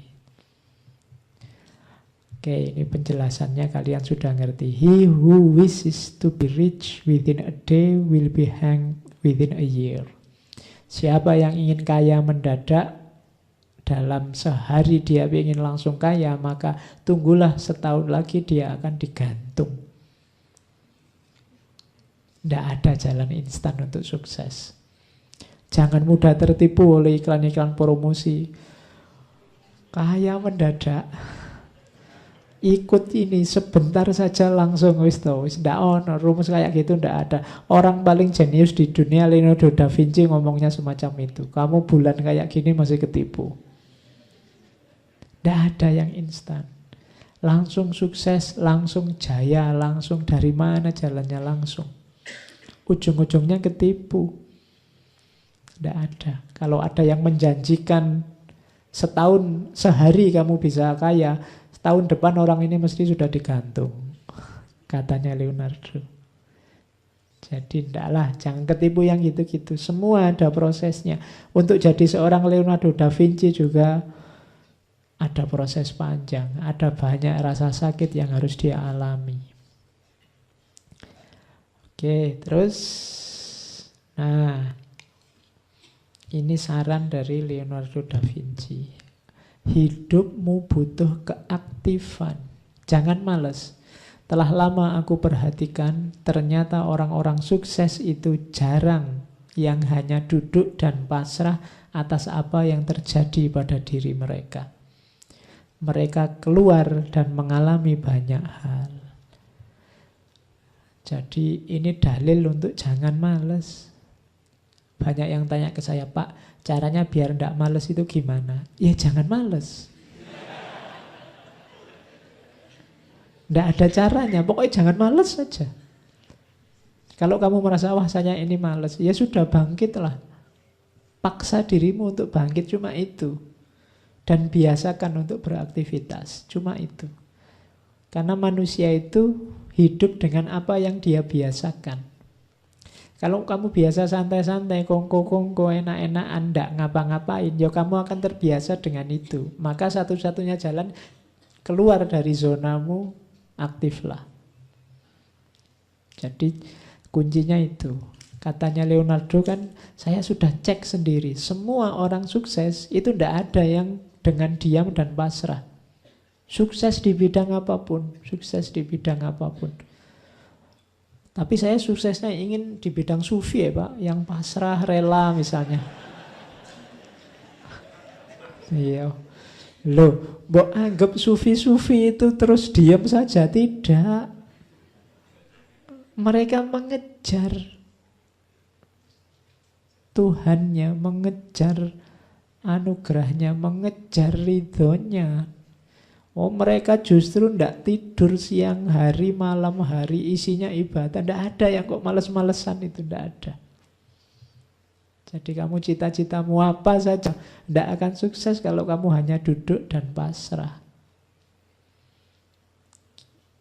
Tapi sekarang bisa loh Pak, jualan, pegang HP sambil duduk-duduk. Iyalah, tapi ya tetap nggak bisa diam saja. Jadi rumus pertama itu, kamu harus aktif. Dan rumus keaktifan itu kalau di Islam kan jangan dibayangkan kayak 1 tambah 1, 2. Keaktifan itu upaya kita bergerak. Tidak usah dipikir hasilnya. Kadang-kadang karena mikir hasil ini kan terus kita jadi pesimis. Alah Pak, saya kejar kayak gimana pun yo, tidak mungkin kelihatannya kan terus itu. Karena kamu bergantung pada amalmu, bergantung pada tindakan. Jangan, bergantungnya pada Allah. Kamu bekerja, kamu beraktivitas, kamu bertindak, itu ya karena sunatullahmu sebagai manusia. Hasilnya apa, itu urusannya Allah, tidak usah kamu pikir. Jadi, jangan salah identifikasi. Tugasmu cuma bergerak. Sering saya ilustrasikan ceritanya Nabi Ismail dan ibunya itu loh. Jadi kan ketika Nabi Ismail bayi ditinggal berdua di Mekah, susah nyari air, lari-lari Safa Marwa bolak-balik 7 kali. Akhirnya dapat air dari kakinya Ismail yang menjejak tanah. Mbok ya dia jejak sejak tadi. Biar segera keluar. Loh, itu rahasianya Allah. Cara kerjanya memang begitu. Kalau pakai matematika, lari bolak-balik 7 kali tadi, ketemu airnya ya hasil lari ini tadi. Entah di sudut yang mana dari Safa dan Marwa terus nemu, ini air, kan gitu logika matematikanya. Tapi hidup tidak begitu. Kita kerjanya ini malah hasilnya keluar dari situ. Ini logika kerja dan hasil. Makanya sudahlah, pokoknya kamu aktif saja, kerja saja. Tidak usah mikir dapat apa. Kalau kamu mikir target, kadang-kadang hasilnya malah kecewa. Pastikan yang kamu lakukan baik, bermanfaat, produktif. Nanti selanjutnya Allah dan sunatullahnya yang bekerja. Oke, itu kalimat selanjutnya konotasinya sama. Aku pernah terkesan dengan pentingnya tindakan. Ternyata tahu saja tidak cukup, kita harus menjalankan. Ingin saja tidak cukup, kita harus melakukan. Tadi kan di depan diwanti-wanti harus berani bermimpi, harus berani berharap. Cuma mimpi dan harapan saja ya tidak cukup. Kalau kamu hanya mimpi dan berharap ya tidak ada aktivitasnya, ya tidak akan tadi mimpi jadi kenyataan. Untuk membuat mimpi jadi kenyataan, kamu harus bangun. Meskipun tadi awalnya mimpi, ya memang semuanya diawali dari mimpi. Tapi jangan mimpi terus. Jangan kok, Pak, hidup ini kan diawali dari mimpi. Saya makanya pingin tidur lagi misalnya. Oh ya enggak begitu. Nanti kamu bolak-balik tidur alasannya pingin mimpi. Enggak. Biar mimpimu jadi kenyataan, kamu harus bangun. Seenak-enaknya sukses dalam mimpi, jauh nikmatnya dibandingkan sukses dalam kenyataan. Itu loh. Kalau kamu hanya membayang-bayangkan dia, memimpi-mimpikan dia, tidak luar biasa. Nikmatmu hanya nikmat dalam khayalan. Kalau ingin seneng beneran, ya kamu tembak beneran. Ini logika sederhananya kan begitu. Jangan cuma membayangkan. Nanti diduli orang lain kamu bikin puisi.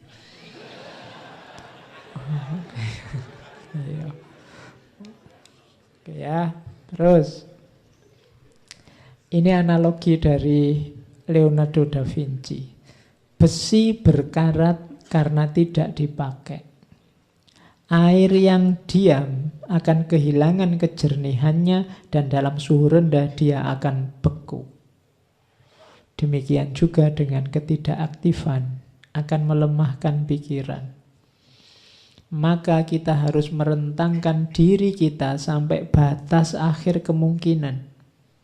Kalau kurang dari itu berarti dosa. Baik pada Tuhan maupun pada manusia. Itu maksudnya apa? Wujudkan potensimu, gunakan fasilitas, kekuatan, daya yang diberikan oleh Allah 100% semaksimal mungkin. Kalau tidak berarti dosa. Kenapa? Allah memberi kita sia-siakan. Allah memberimu mata, memberimu akal, memberimu tenaga, kekuatan, telinga. Semuanya ini kan fasilitas dari Allah. Manfaatkan semaksimal mungkin untuk kebaikan, cita-cita, kebenaran, cita-cita, keindahan yang kamu miliki. Kalau ada yang tidak kamu gunakan atau kamu gunakan setengah-setengah, katanya Leonardo ini, berarti kamu sedang berdosa. Pertama, dosa pada Allah karena menyia-nyiakan anugerahnya. Kedua, berdosa pada manusia yang lain karena kamu harusnya bisa memberi manfaat besar tapi tidak jadi karena kamu malas. Jadi itu pesannya Leonardo. Kalau hanya dilihat pesannya saja kan tidak terbayang orang seperti Leonardo bisa ngomong kayak gini. Kamu ngertinya kan cuma lukisan-lukisan dan inovasi-inovasinya. Tapi tidak akan lahir orang sebesar itu kalau tidak punya filosofi hidup yang hebat. Dan ini diantara filosofi hidupnya. Jangan jadi kayak besi yang diam, karena sedahsyat apapun, sekuat apapun besi, kalau dia diam, maka dia akan berkarat. Air juga begitu, kalau diam maka dia kehilangan kejernihannya, dan kalau suhu turun dia akan beku. Pikiranmu juga begitu, kalau tidak sering digoyang dia akan beku. Kalau dia beku tidak bisa dimanfaatkan. Oke, terus as you cannot do what you want what you can do. Kalau engkau tidak bisa melakukan apa yang engkau inginkan, maka inginkanlah apa yang bisa engkau lakukan. Nah, itu penjelasannya ya. Jadi ya mimpilah, berharaplah, cuma yang terukur, yang bisa engkau lakukan. God sell us all things at the price of labor. Tuhan itu menjual. Apa menjual itu? Berdagang dengan kita, memberikan pada kita segala sesuatu. Tapi ada harganya. Harganya apa? Labor, kerja.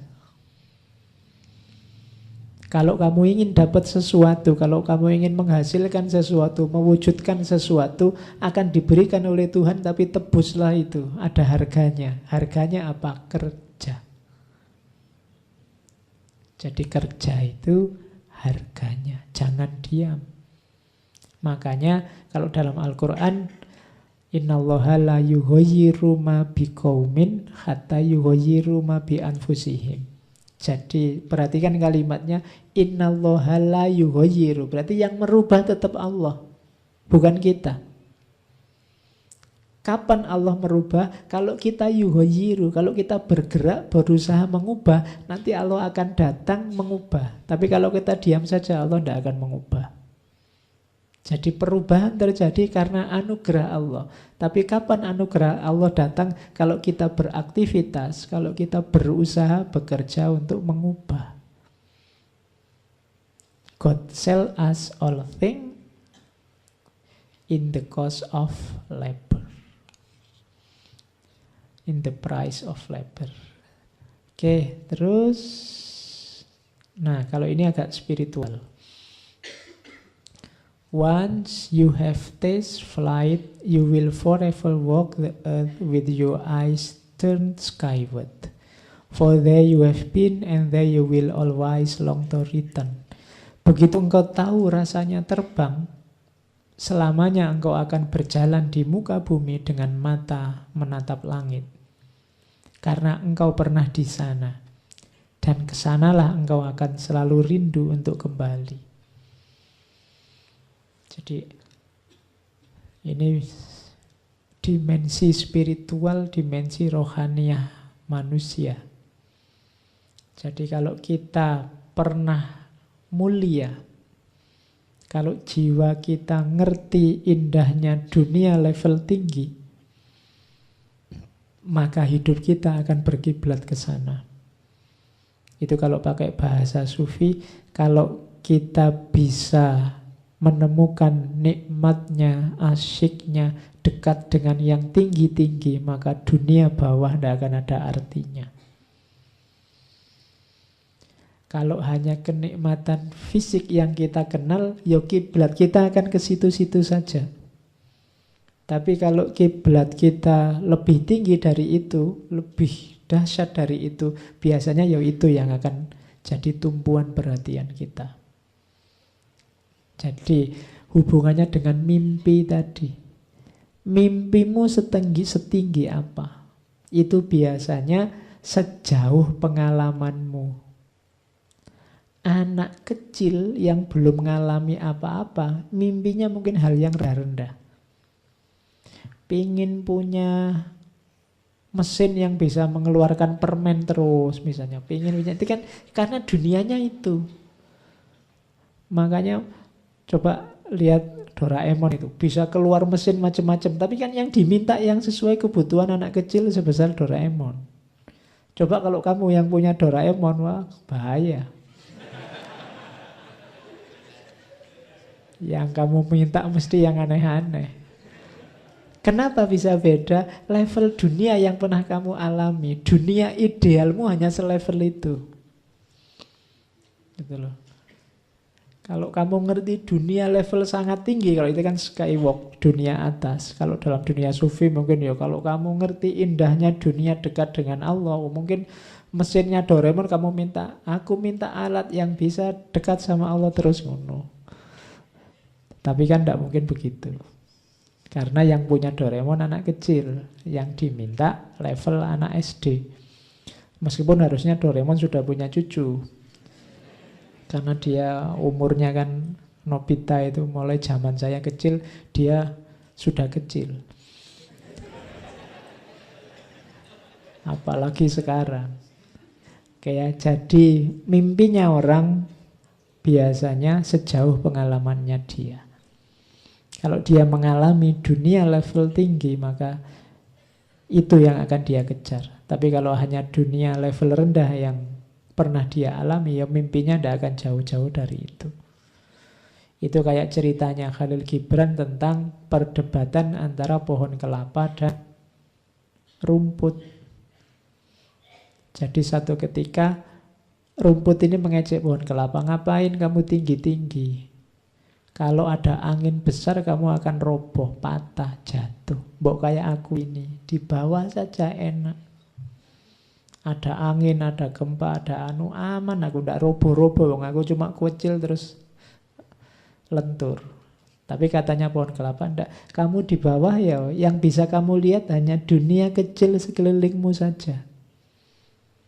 Meskipun resikonya ya juga kecil. Aku tinggi, resikoku besar, tapi aku bisa melihat dunia lebih luas dibandingkan dirimu. Ya memang beresiko, mungkin ada angin, ada gempa, ada apa, aku akan roboh, mati. Tapi aku sudah tahu dunia yang lebih luas dan lebih indah.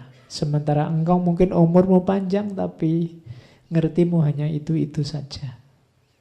Nah itu kamu cari di buku-bukunya Khalil Gibran ada. Oke, terus nah ini kamu ingat-ingat ya. Tipuan paling besar yang dialami oleh manusia itu bukan karena ditipu orang lain, tapi karena ditipu oleh pandangannya sendiri. Banyak orang yang tertipu, terjebak oleh pandangannya sendiri. Biasanya kecenderungannya orang itu kalau merasa menemukan kebenaran, merasa cocok dengan satu pandangan, terus dia berhenti di situ. Tidak sadar bahwa pandangan kebenaran yang dia temukan itu ada konteksnya, ada ruangnya, ada waktunya. Mungkin tidak selamanya benar atau tidak di semua tempat benar. Tapi banyak orang yang menganggap pandangannya selalu benar kapanpun dan dimanapun. Akhirnya apa? Dia tertipu oleh pandangannya sendiri. Jadi ya hidupnya akan susah karena pandangannya sendiri. Jadi coba kamu cek ya dalam hidupmu, mungkin kebenaran-kebenaran, wawasan-wawasan, pemahaman-pemahaman yang kamu miliki, jangan-jangan itu yang membuat hidupmu susah. Jadi kamu tertipu oleh pandanganmu sendiri tentang kebenaran. Mungkin kamu menganggap A ini benar. Tapi terus situasi berubah sehingga tidak relevan. Tapi kamu tetap mempertahankan A ini karena kamu anggap sekali benar tetap benar kapanpun dan dimanapun. Akhirnya hidupmu susah. Karena tidak nyambung dengan kenyataan.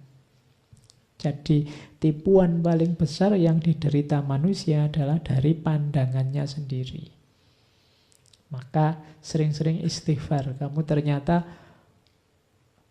yang banyak menyusahkanmu itu tidak dari luar dirimu, tapi dirimu sendiri. Engkau sendiri yang menyusahkan dirimu sendiri. Maka hati-hatilah dengan pandanganmu, perspektifmu, pemahamanmu. Terus kalau ini tidak perlu saya jelaskan ya, pengalaman adalah penuntun terbaik. dibandingkan kata orang. Secanggih apapun kata orang, dia akan kalah oleh pengalaman. Puluhan orang bilang warung di situ ndak enak. Begitu kamu ke sana, lah kok enak? Yang kamu percaya kan pengalamanmu dan bukan kata-kata banyak orang tadi. Ilustrasinya begitu. Jadi pengalaman adalah penuntun terbaik dibandingkan kata orang. Wisdom is the daughter of experience. Kebijaksanaan adalah anak dari pengalaman. Ndak usah tanya bapaknya siapa. Ya bapaknya ya dirimu, yang punya akal pikiran dan pengalaman. Anaknya namanya kebijaksanaan. Oke, kalau ini mudah. Nah, ini yang penting. Leonardo punya gagasan khusus tentang cinta. Life without love is no life at all. Kalau hidupmu ndak ada cintanya, unsur cintanya ndak ada, maka sebenarnya kamu ndak sedang hidup. Buat apa hidup sekali kok ndak punya cinta? Yang membahagiakan itu cinta. Kalau ndak percaya, ya coba kamu alami. Karena unsur yang paling mulia, unsur yang paling berharga dalam kehidupan kita, fasilitas yang paling mewah yang diberikan oleh Allah pada manusia itu cinta. Selain manusia tidak. Jadi hidup tanpa cinta is no life at all. Terus ada quote selanjutnya. If there is no love, what then? Kalau tidak ada cinta, terus gimana kita harus hidup? Hidup kita tidak akan ada nilainya. Ketika tidak ada cinta, maka hidup kita isinya adalah pamrih-pamrih. Interest, kepentingan, egoisme. Yang ini semua sumber segala macam konflik dalam kehidupan kita. Jadi kita butuh cinta. Bukan budak cinta loh ya. Ya. Kita butuh cinta. Nah, meskipun begitu, katanya Leonardo, semakin dalamnya rasa akan semakin besar sakitnya. Sakit itu tidak harus nunggu diputus loh ya. Meskipun tidak putus, itu cinta itu kan perjuangan. Cinta itu pengorbanan. Yang pertama dikorbankan itu ego. Dan itu sakit. Mengorbankan ego itu kan sakit. Kamu pinginnya ABC, tapi karena ada dia yang ABC harus kamu ganti DEF. Loh, itu kan pengorbanan dan itu sakit. Tapi sakitnya cinta itu nikmat. Cuma ini hanya diketahui yang pernah.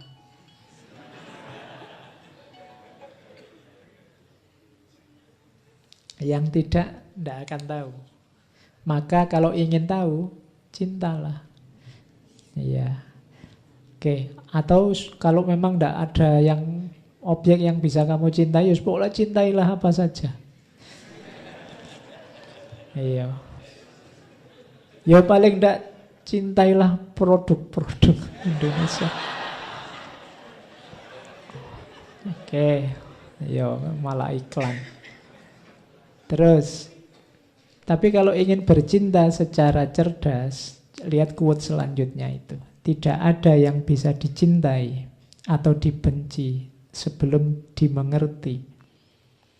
Seseorang tidak punya hak untuk mencintai atau membenci sesuatu kalau ia belum memiliki pengetahuan tentangnya. Cinta yang besar berasal dari pengetahuan yang dalam terhadap objek yang dicintai. Dan kalau engkau hanya mengetahui sedikit, cintamu pun hanya akan sedikit. Atau sebenarnya bukan cinta. Jadi katanya Leonardo, tak kenal maka tak sayang. Kenal itu bukan berarti kamu tahu namanya, alamatnya di rumah mana, terus malam minggu kamu apel. Kenal itu kamu paham ihwal dirinya. Makanya kalau katanya Erich Fromm kan salah satu komponen cinta itu knowledge. Kamu harus tahu, punya pengetahuan, dan mengejar pengetahuan tentang yang dicintai. Semakin kamu sadar dan tahu tentang yang kamu cintai, biasanya cinta ini akan semakin besar. Kalau tidak, berarti itu bukan cinta. Jadi misalnya, Pak, saya tambah kenal dirinya, tambah tidak cinta Pak saya terhadap dirinya. Misalnya begitu. Oh, berarti itu tadi bukan cinta. Itu tadi kamu masih negosiasi, masih bersyarat. Aku cinta kalau kamu A, B, C, D. Sekarang terbongkar ternyata kamu D, E, F, G. Jadi aku sekarang tidak cinta lagi. Jadi berarti bukan cinta. Kalau tadinya cinta sih Pak, tapi semakin saya dalami, saya kenal, wah saya malah tidak cinta lagi sekarang. Oh, itu berarti belum cinta, kamu masih dagang. Kamu masih kalkulasi, kira-kira aku untung apa enggak. Jadi kalau itu memang jatuh cinta beneran, cinta yang sejati, seperti apapun dirinya akan kamu terima. Cuma cinta juga ada care dan responsibility. Kalau itu jelek, kamu akan berusaha mengubah. Dalam konteks cinta. Tidak kok cinta berubah jadi benci. Kalau cinta berubah jadi benci, biasanya memang itu bukan cinta. Masih kalkulasi-kalkulasi untung rugi. Oke. Terus mereka yang jatuh cinta dengan tindakan saja tanpa ilmu, seperti pelaut yang masuk kapal tanpa kompas. Maka kamu juga harus belajar cara mencintai yang baik. Karena kalau tidak, mungkin cinta akan membawamu kemana yang tidak jelas. Pahami ilmunya juga. Terus, nothing strengthen authority so much as silence. Yang paling kuat adalah kediaman, keheningan. Ini sarannya Leonardo untuk tidak terlalu banyak terpengaruh oleh lingkungan sekitarmu. Diam itu dahsyat. Kalau tidak percaya, kalau kamu punya teman pendiam, itu kan lebih membuatmu agak gimana daripada yang cerewet. Jadi yang ngomongnya sedikit-dikit tapi mantap itu kan lebih luar biasa daripada yang ngomongnya banyak tapi tidak jelas. Kamu juga butuh momen-momen kesendirian. Kenapa sih tidak harus terlalu banyak terpengaruh? Katanya Leonardo da Vinci, kalau engkau sendiri, engkau memiliki dirimu sepenuhnya. Kalau engkau ditemani oleh satu orang, engkau hanya memiliki dirimu setengahnya, bahkan kurang. Karena eksistensimu harus negosiasi dengan eksistensi temanmu yang lain. Sejauh pengaruhnya yang tidak masuk akal, dan kalau kamu memiliki lebih dari satu pendamping, engkau akan jatuh lebih dalam situasi yang sama. Jadi momen kesendirian itu penting.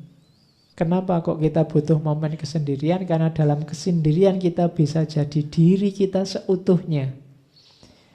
Kenapa? Karena kalau bersama orang lain ada negosiasi. Kamu tidak bisa full sesuai keinginanmu karena akan tabrakan dengan keinginan orang yang bersamamu. Kalau kamu berdua berarti dirimu tinggal setengah, atau mungkin kalau dia ngambilnya banyak ya dirimu bisa lebih dari setengah. Semakin banyak orang, semakin kamu harus negosiasi dengan banyak orang. Jadi kamu butuh momen yang kamu menikmati dirimu sendiri, hidup sebagai dirimu sendiri. Kalau bareng-bareng kayak gini kan kamu harus memperhatikan kiri kanan. Sebenarnya kamu pengen selonjor sejak tadi, tapi kalau aku selonjor yang depan ketendang, nanti rame lagi, belum gelasnya misalnya. Nah, itu kan jadi dalam hidupmu carilah momen-momen yang kamu bisa menikmati dirimu sendirian. Semakin banyak orang terlibat, semakin kamu harus ngomong aja kan diatur kalau semakin banyak orang. Tadi saya mau misuh tidak berani, mau ngomong saru tidak berani, mau ngomong kenapa? Banyak orang. Tapi kalau di kamar sendirian, misuh-misuh sak kapoke tidak masalah kan. Kamu sejak tadi pengen misuh-misuh, ngaji tidak selesai-selesai, setelah ngantuk misalnya. Tapi kan tidak berani banyak orang lain. Nah, nanti mungkin kamu saking nggak kuat terus ke kamar mandi kan sendirian. Kamu baru misuh-misuh sak kapoke. Nah, itulah gunanya momen kesendirian. Mewujudkan dirimu seutuhnya sehingga kamu bisa terus mencermati, oh ternyata aslinya diriku itu ini toh. Kalau kamu tidak punya momen kesendirian, biasanya tampilan dirimu itu selalu bias, tidak asli. Karena kamu harus menyesuaikan dengan maunya orang lain. Terus, I love those who can smile in trouble, who can gather strength from distress and grow brave by reflection. Aku cinta orang-orang yang bisa tersenyum dalam kesulitan, yang bisa kuat dalam tekanan, dan yang bisa melahirkan keberanian melalui refleksi, berpikir. Jadi orang-orang yang kesulitan apapun tetap membuat dia tersenyum. Tekanan apapun tidak akan meruntuhkan dia, malah dia lebih kuat. Dan orang-orang yang setelah berpikir kemudian berani bertindak. Jadi and grow brave by reflection. Time stays long enough for those who use it. Orang yang menggunakan waktu, maka waktu akan cukup untuk apapun yang dia inginkan. Kalau ada orang kok selalu bilang, Pak, waktunya tidak cukup Pak, kegiatan saya banyak Pak, macam-macam. Itu biasanya orang yang justru banyak menyia-nyiakan waktu. Waktu itu cukup untuk membuatmu jadi apapun. Kamu pengen jadi orang sebesar apa, sebesar siapa, bisa. Wong orang lain itu punya waktu yang sama kayak kamu. Cukup. Kenapa kok kamu selalu merasa tidak cukup, kurang waktu? Biasanya banyak waktumu yang untuk hal-hal tidak penting sia-sia. Jadi, time stays long enough for those who use it. Jangan beralasan tidak ada waktu. Waktu selalu ada. As well spent day bring happy sleep, so life well used bring happy death. Sebagaimana kalau hari yang indah akan membuat tidur yang bahagia, maka hidup yang indah akan membuat kematian yang bahagia. Kalau kamu hari-harimu menyenangkan, tidurmu kan pules, indah. Tapi kalau hari-harimu sumpek, stres, sedih, malam kamu tidak bisa tidur, tidurmu tidak enak. Hidup kita juga begitu. Jangan dikira kalau hidupmu, Pak, saya hidup di dunia ini kacau, tidak apa-apa, susah, rusak, tidak apa-apa. Yang penting di akhirat bahagia, tidak bisa. Kalau di dunianya rusak dan kacau, ya kemungkinan akhiratnya sama. Analoginya kayak hidup kita ini. Kalau hidup kita dalam sehari enak, tidurnya juga enak. Tapi kalau hidupnya kacau, tidurnya tidak akan enak. Jadi analoginya sederhana. Terus, belajar adalah satu-satunya hal yang tidak membuat pikiran lemah, takut, dan menyesal. Mereka yang dalam perdebatan mengandalkan kualifikasi dirinya, ia berargumen dengan ingatan, bukan dengan pemahaman. Orang yang kalau diskusi, yang ditonjolkan adalah statusnya, bukan argumennya, maka biasanya dia tidak sedang berargumen, tapi sedang apalan. Tidak akan ada gagasan original. Dia akan ngomong berdasarkan statusnya. Jadi tidak ada argumentasi. Siapapun yang menyusun argumen dengan bersandar pada otoritas, tidak menggunakan intelijensinya, dia hanya hafalan. Tidak ada pemahaman. Oke, kalau ini tentang kebenaran. Kalau engkau mendapati dalam pengalamanmu satu fakta yang bertentangan dengan otoritas tertentu yang tertulis, maka engkau harus meninggalkan otoritas dan mendasarkan pandanganmu pada temuanmu sendiri. Ini diantara ciri-ciri orang Renaissance saya jelaskan tadi. Ada kekecewaan-kekecewaan pada agama. Kemudian berpindah ke era modern, kekaguman pada sains. Temukan kebenaranmu sendiri. Jangan terlalu percaya dengan otoritas. Kalau kamu melihat ada binatang yang bisa berkokok, kamu lihat sendiri, maka itu ayam. Meskipun ada dokumen, ada kitab suci, ada apapun yang bilang bahwa itu kambing. Kalau kamu lihat dia berkokok, maka itu ayam. Percayailah temuanmu. Nah, itu maunya Leonardo da Vinci. Ini khas cara berpikir modern. Oke. Kalau hidup bersama orang lain, hati-hati dengan kebohongan. Kebohongan tidak menyelesaikan masalah, tapi akan membuat situasi lebih buruk. Maka para pembohong, siapapun itu, yang merasa tidak usah tersinggung, hati-hatilah. Begitu kalian bohong, kalian tidak sedang menyelesaikan masalah, tapi sedang nambah masalah. Dalam hal apapun. Yang kedua, dinasehati oleh Leonardo, tidak ada yang harus ditakuti lebih besar daripada ketenaran yang kosong. Hampir semua ketenaran itu kosong. Jangan terlalu heboh kalau kamu diidolakan orang, disukai orang. Kamu populer di mana-mana, namamu disebut orang, karena pasti itu kosong. Penjelasannya sudah banyak di mana-mana. Bagaimana pujian sebenarnya termasuk juga cacian, itu hal yang kosong. Oke. Waktunya sempit kalau saya jelaskan panjang. Kritiklah temanmu secara rahasia dan pujilah ia di muka umum. Kalau ini Imam Syafi'i juga ngomong kayak gini. Jangan dibalik. Ya, banyak orang muji diam-diam. Kalau lagi muji diam-diam. Saya akui sih dia hebat, tapi ya sudahlah terus. Tapi kalau waktu ngeritik, kamu posting, kamu share, kamu kemana-mana. Kritik temanmu secara rahasia.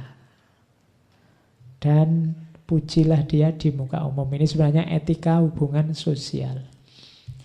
Oke, terakhir Leonardo da Vinci. Bolak-balik mau kepleset Leonardo DiCaprio. Ayo. Dia seorang vegetarian. Jadi dia punya prinsip, my body will not be a tomb for other creatures. Perutku, tubuhku tidak akan aku jadikan kuburan dari makhluk hidup lain. Makanya dia vegetarian. Dia punya ancang-ancang akan tiba saatnya ketika manusia seperti aku akan melihat pembunuhan binatang seperti pembunuhan manusia hari ini. Pada saatnya, ini ramalannya Leonardo da Vinci, orang melihat binatang disembelih itu rasanya sama kayak lihat manusia disembelih. Pada saatnya. Saya tidak tahu sekarang sudah saatnya apa belum. Ini prinsipnya teman-teman yang vegetarian. Misinya tidak ingin menjadikan perutnya, tubuhnya jadi kuburan manusia lain. Tapi untuk hal ini banyak perspektif, banyak pandangan. Ya tugasmu selanjutnya untuk menjelajahi ide-ide gagasan yang menurutmu menarik. Untuk tidak berhenti di sini saja, karena kalian kan murid yang baik, yang harus melampaui apa yang disampaikan.